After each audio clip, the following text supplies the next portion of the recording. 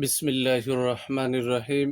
আমি আজ সমাধান করব নবম ও দশম শ্রেণীর জেনারেল ম্যাথ বইয়ের অনুশীলনী 9.2 এর 20 নম্বর অঙ্কের 20 নম্বর অঙ্কটি হলো এখানে সমাধান করো।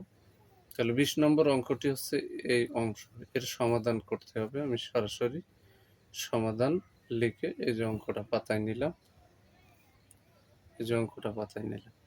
এখন সমাধান করতে হলে এই অঙ্কটা সর্বপ্রথম যোজন বিয়োজন করতে হবে। যোজন মানে যোগ আর বিয়োজন মানে বিয়োগ।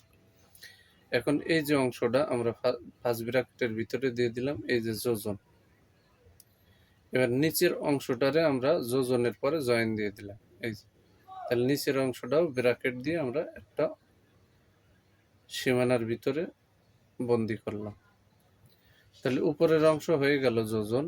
এবার ঠিক যোজনের বাম পাশের অংশ আমরা কোনো পরিবর্তন করব না, হুবহু নামাই নিয়ে আসবো। এই যোজন এই হয়ে গেল বিয়োজন, দিয়ে এই অংশটা হুবহু নামাই নিয়ে আসলাম। এখন ডানির সাইডেও কিন্তু যোজন বিয়োজন করা লাগবে। এই যে ডানির পাশে আমরা যোজন বিয়োজন করব। এই যে এই অংশটা এই যে ব্র্যাকেট দিয়ে বন্দি করলাম, যোজন দিয়ে নিচের অংশটা ব্র্যাকেট দিয়ে বন্দি করে এই যে এর সাথে জয়েন দিয়ে দিলাম। এখন এই যোজনের বাম পাশে যে ব্র্যাকেট আছে, এই ব্র্যাকেটের সম্পূর্ণটা নামিয়ে আসবে। এই যে যোজন হয়ে গেল এখানে বিয়োজন, বিয়োজন দিয়ে এই যে সম্পূর্ণটা হুবহু নামাই নিয়ে আসলাম। চিহ্ন পরিবর্তনের কাজ পরে। এবার আমরা ধারাবাহিকভাবে চিহ্ন পরিবর্তন করব।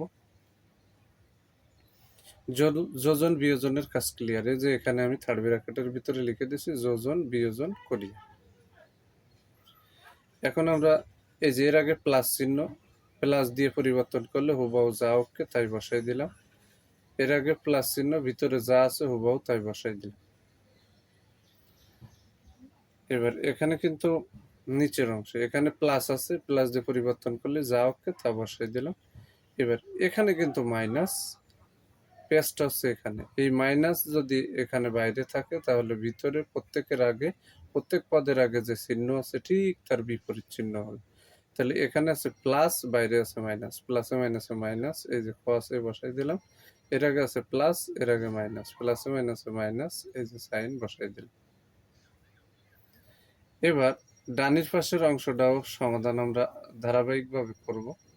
এই যে এর আগে আছে প্লাস, ভিতরে যা আছে তা বসাই দিলাম। এখানে আছে প্লাস, ভিতরে যা আছে হুবহু বসাই দিলাম। এবার ভাগের দাগটা দিয়ে দিলাম। এবার এখানে আছে প্লাস, ভিতরে যা আছে হুবহু তা বসাই দিলাম।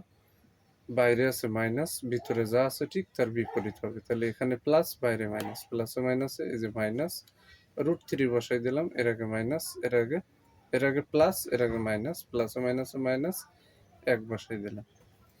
এবার এখানে দেখতে হবে কাটাকাটি হয় কি। তাহলে আমরা এই অংশটারে আবার সিরিয়ালে, এবার কাটাকাটির পর্বটা বাম পাশে সারি।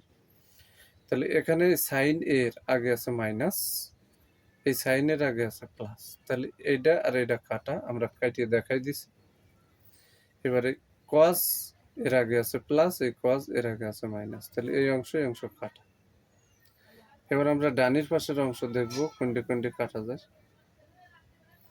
তাহলে এখানে কিন্তু এই 1 এর আগে আছে মাইনাস, এই 1 এর আগে আছে প্লাস। তাহলে 1 কাটা। এখানে √3 এর আগে মাইনাস, এই √3 এর আগে প্লাস। তাহলে এটাও কাটা।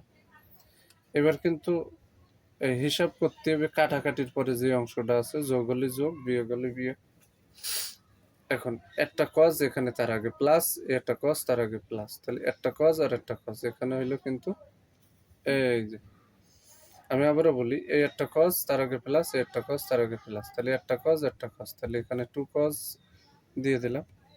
এই যে ভাগের দাগ।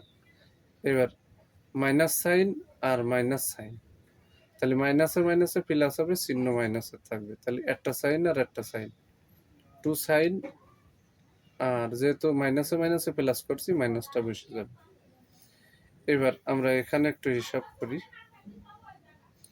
একটা √3 আর একটা √3, এখানে হলো 2√3, আর এই যে ভাগের দাগটা দিলাম, ভাগের দাগ -1 আর -1, এখানে হলো -2। এখানে একটু ক্লিয়ার করে বুঝতে হবে। এখানে এই 2 আর এই 2 কাটা, এই 2 আর এই 2 তে কাটা, আর এই মাইনাসে মাইনাসে কাটা। তাহলে আমার উপরে আছে কজে বসাই দিলাম, নিচে আছে সাইনে বসাই দিলাম, ইকুয়াল টু যেহেতু এখানে উপরে √3 নিচেই কিছুই নেই, মানে অন আছে, আর নিচেই অনের কোনো দাম নেই, অর্থাৎ হরে অনের কোনো দাম নেই। কিন্তু লবে যদি অন থাকে আর হর যদি বড় কিছু হয় তাহলে কিন্তু উপরে একটা দাম আছে। কসে বাই সাইনে এই যে বসাই দিলাম ইকুয়াল টু এখানে শুধু √3।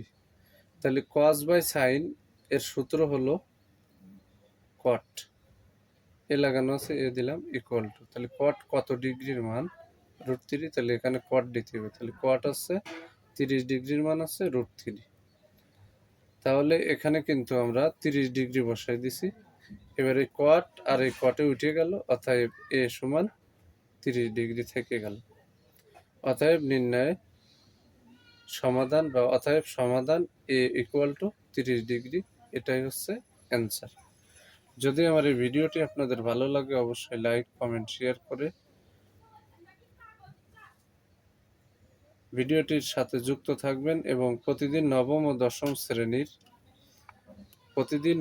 দশম শ্রেণীর জেনারেল ম্যাথ বই থেকে নতুন নতুন গণিত ভিডিও পেতে আমার ইউটিউব চ্যানেল টিচিং হোম 90কে সাবস্ক্রাইব করে পাশে থাকবেন, যাতে আমি ভিডিও ছাড়ার সাথে সাথে ভিডিওর নোটিফিকেশনটি আপনাদের কাছে চলে যায়। আমি বর্তমানে মূল বই থেকে গুরুত্বপূর্ণ অঙ্কগুলো বাছাই করে আমার ইউটিউব চ্যানেল টিচিং হোম 90তে আমি আপলোড করছি। পরবর্তীতে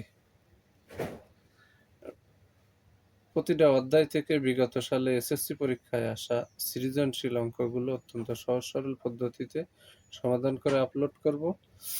তারপর এমসিকিউ এবং জ্যামিতি, সেটাও বিগত সালে এসএসসি পরীক্ষায় আসা সৃজনশীল অঙ্কগুলো আমি সমাধান করে অত্যন্ত সহজভাবে সেটা সমাধান করব ইনশাআল্লাহ।